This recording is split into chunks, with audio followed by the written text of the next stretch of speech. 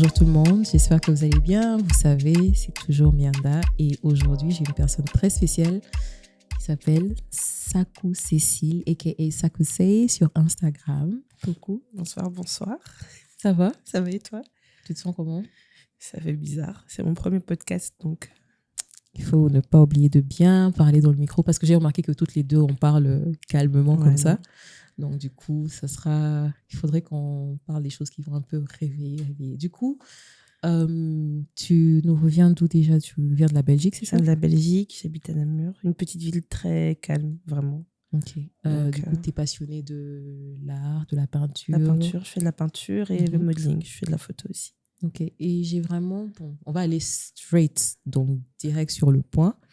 J'aimerais bien que tu parles de ce que ça fait de... Pourquoi est-ce que tu aimes le modeling d'abord?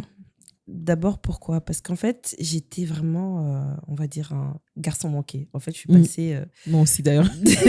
de l'extrême, genre, Ouais. je savais pas me coiffer, je me maquillais pas. Ma mère avait perdu espoir pour moi, vraiment même.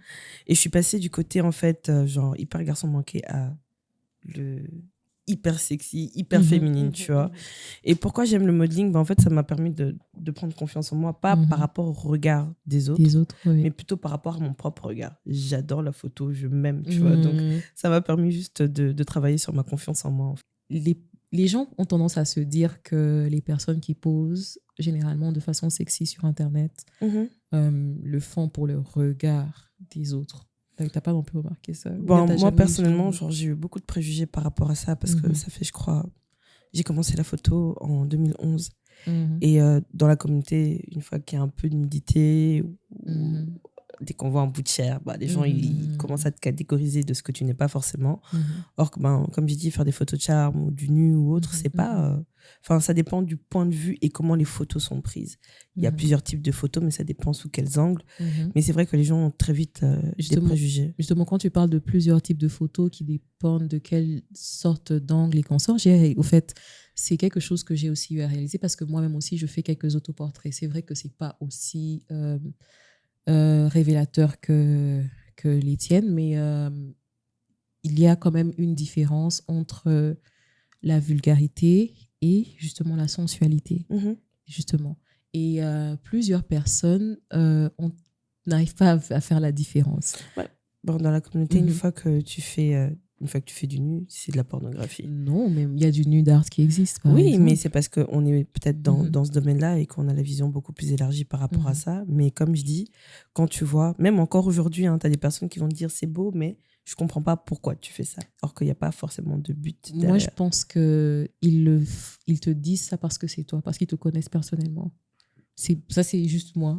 Non, moi, il y a des gens qui ne me connaissent pas du tout et justement qui ont des préjugés. Et c'est une fois qu'on a l'occasion de discuter en dehors qu'ils voient qu'en fait, c'est de l'art, ça se limite à l'art. Et puis après, étant quelqu'un de très introverti de base, après, genre, j'ai un peu des deux, tu vois, j'ai du mal à me laisser... Ouais, je suis ambiverte, tu vois. Mais le truc qu'il y a, c'est que je me laisse pas approcher facilement par les gens. Et tu vois, je mets beaucoup de limites parce que de base, de nature, je suis comme ça.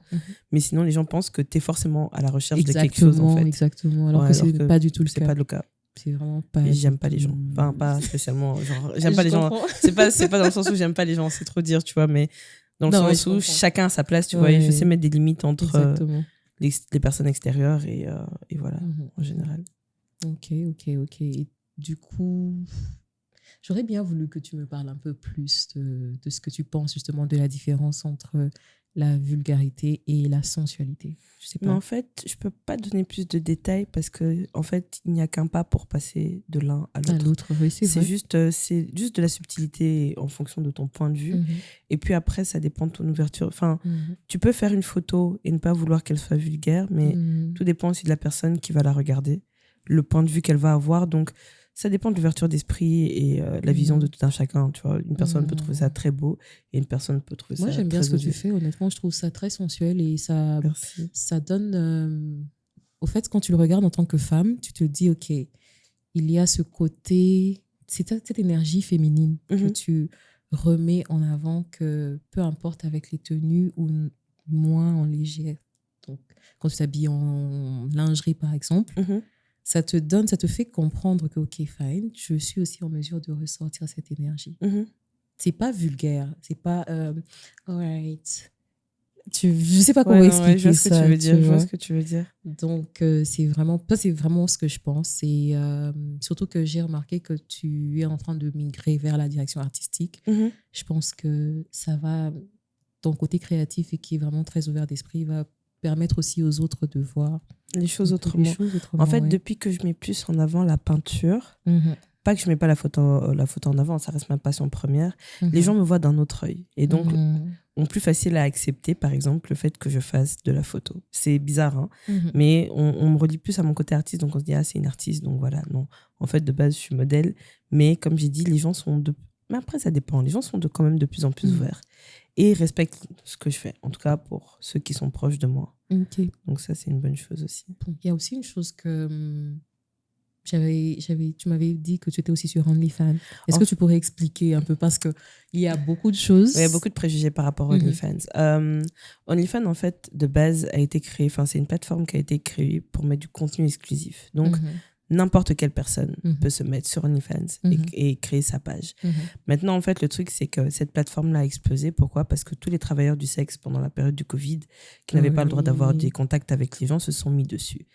Et à partir de ce moment-là, bon, je vais parler ouvertement et tout, tout ce qui est sextape, machin, vidéo un peu particulière, enfin bref, qui ont été à l'extrême, c'est de la pornographie pour moi, se sont mis sur ces réseaux-là. Donc, ces plateformes-là ont explosé par rapport à ça et les gens en font un business aujourd'hui. Pourquoi moi, je me suis mise sur ces réseaux-là ?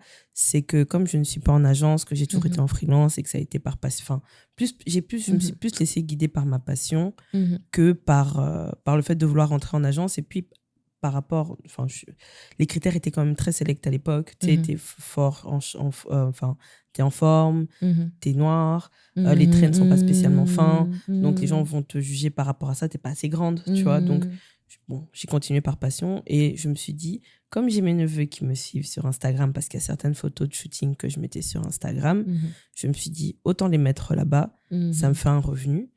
Et je ne fais rien d'exclusif en fait, et je l'ai mis dans ma bio sur OnlyFans, parce que c'est vrai que les gens ont beaucoup de préjugés, s'attendent à ce que je sois, désolée, escorte, ou que je fasse des vidéos et tout machin, et j'explique bien qu'en fait non, c'est juste que j'ai même une page où je mets mes photos, mais là j'accepte que les photographes, que pour les collaborations, pour tout ce qui est modeling, mais pour moi ça me permet de générer un revenu.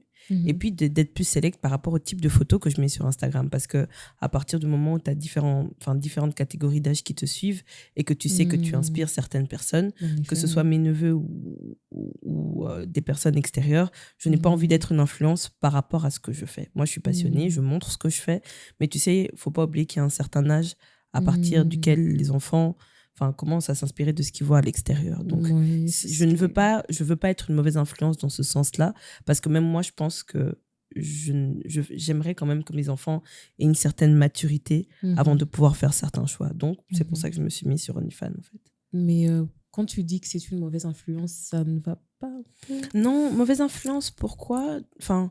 Je sais pas, je peux pas dire que je suis une mauvaise influence, peu importe. C'est en fonction des mœurs, la société. Moi, ce que je fais, je trouve ça totalement normal. Et c'est pas quelque chose de mal. Mais il faut savoir vivre en société, en fait. D'où le fait que je m'adapte aussi aux gens, parce que je peux pas imposer ce que j'aime faire aux autres. Donc, je fais ce que j'aime pour moi, mais avec certaines restrictions. Pas pour les...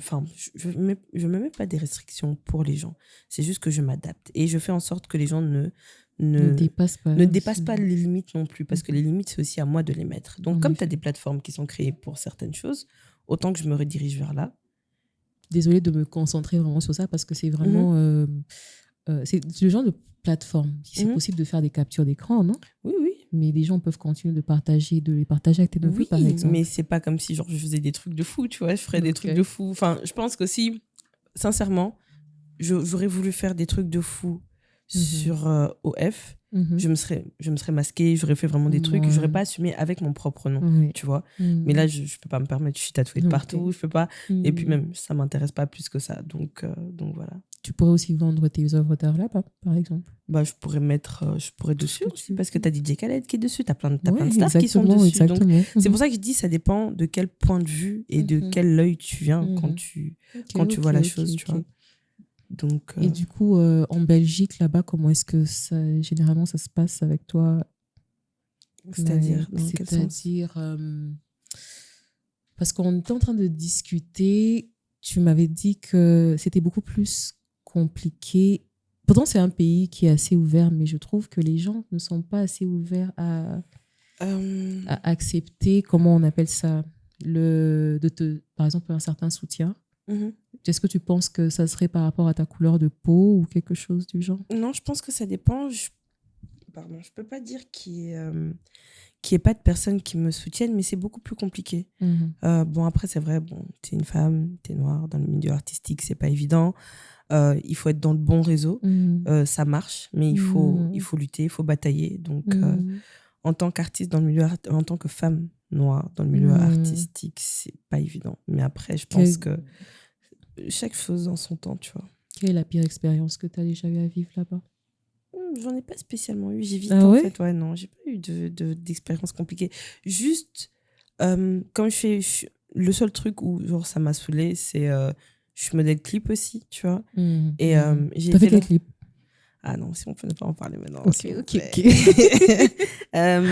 J'ai fait quelques clips et en fait, je sais que c'était le clip de IDP et de Hiro. Et en fait, moi, j'étais venue par rapport à IDP. Il me dit oui, non et tout. Donc, moi, je sais que j'allais avoir mon cachet et ils m'ont pas payé. Mais le truc qu'il y a, c'est que moi, je faisais confiance à une personne parce que pour moi, c'était mon frangin. Donc, il ne devait pas avoir de soucis par rapport à ça. Donc, je me dis, et donc, je me suis dit, par rapport à ça, moi, tant que genre, je ne suis pas payée avant de commencer un clip, je ne commence pas, tu vois. En effet, tu dois mettre Mais c'est juste que c'est la seule mauvaise expérience que j'ai eue, entre guillemets, dans le domaine. Sinon, hormis ça, pas vraiment. J'évite de me mettre dans des situations inconfortables en général. D'accord. Ouais. Tu n'aurais pas quelque chose à dire par rapport à ta façon de percevoir l'art depuis que tu es ici à Kinshasa? Ça, c'est une question vraiment... Je ne sais pas si je l'ai bien formulée parce que des fois, je traduis en anglais, en français. Je ne sais pas comment... Est-ce que tu peux reformuler d'une autre façon? Parce que tu vivais en Belgique, c'est ça, et que tu étais une artiste et consorts là-bas et tu es venue ici. Pour l'inspiration. Okay. Je disais dernièrement que j'avais envie de m'imprégner de ma propre culture avant de m'imprégner de celle des autres, en fait. Pourquoi? Parce que je ne connais pas spécialement... Enfin, je connais certaines choses sur mon propre pays, mais j'ai envie d'en apprendre plus. Que ce soit par rapport à l'histoire, nos origines, d'où on vient, mon ethnie, mon village, tu vois, les traditions de chez moi, mieux les connaître avant de pouvoir aller ailleurs et m'inspirer d'autres pays. D'accord. Et voilà, tu vois. Et quelle est la chose qui t'a le plus plu ici? On reste un peuple très accueillant. Ah, c'est vrai. Hein. Tu vois, on peut dire ce qu'on veut et tout, parce que j'entends beaucoup de personnes qui disent qu'entre nous, on est méchants. Oui, certes, ça dépend pourquoi, mais c'est pas tout le monde. Moi, personnellement, quand je suis ici, je me sens bien, tu vois. C'est bien sûr, c'est chez toi. Ouais. Tu dois toujours te sentir bien chez toi. Je sais pas, je trouve les gens vraiment accueillants. En fait, en fonction de comment tu traites les gens aussi, et c'est ce que j'explique à beaucoup de personnes.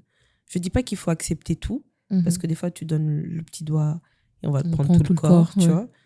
Mais juste la façon dont tu as de traiter les gens. Tu rentres quelque part, juste bonjour, au revoir, merci. Tu sais pas à quel point ça peut égayer la journée de quelqu'un, juste le fait de la considération et le respect, tu vois. J'ai remarqué que tu aimes bien aussi mettre des coris, par exemple.